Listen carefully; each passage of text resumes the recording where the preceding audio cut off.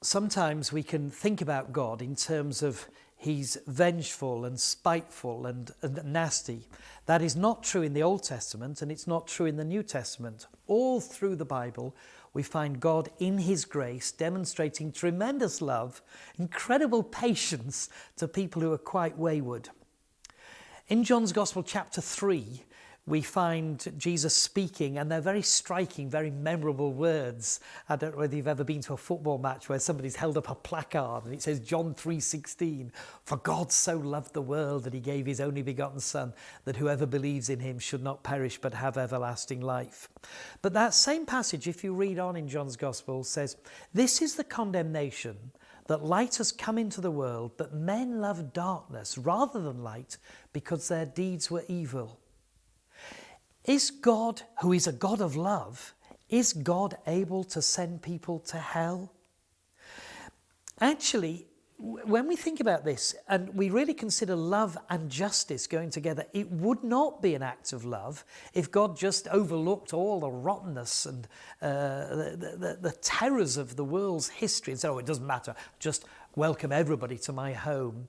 No, God is a God who must punish, must judge sin. Now, he's provided a way out for those who will trust him, because Jesus came into the world to go to the cross and carry on himself the sin of the world. And if we trust him, there's forgiveness. No matter what we've done, how we've been, no matter how bad we've been. Wonderful thing is God could not love us anymore. Jesus has gone to a cross and died for us. But what about the person who says, "Well, I've lived my life and I will not trust Jesus Christ"? And there are folk like that who suppress the whole idea of God and forgiveness and Christ and just, they set their face against him. Well, God has no alternative but for there to be judgment. And God being an absolutely holy, infinite, eternal God, the punishment is one that is just and infinite, eternal. To be cut off from God, to be lost, to be without hope, without Christ for all eternity is a dreadful thought.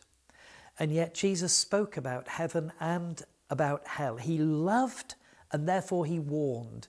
When my children were little and they used to come home from school and I'd been working, I may just have said to one of them, "Do you mind just running to the post box and just popping these letters in the letterbox, please? And be careful of the road." Now, it's only a small road, but I loved them and I didn't want them just to run out and face an accident. I loved and therefore I warned. And Jesus, who loves us so much, has warned us. And warned us that it's vitally important that while we have a mind and a heart, while we're open to God speaking to us, we turn from all that is wrong and trust Jesus Christ. And as soon as we do, he gives us eternal life. And one day it will blossom into a much greater way than we could ever understand, to be with him forever.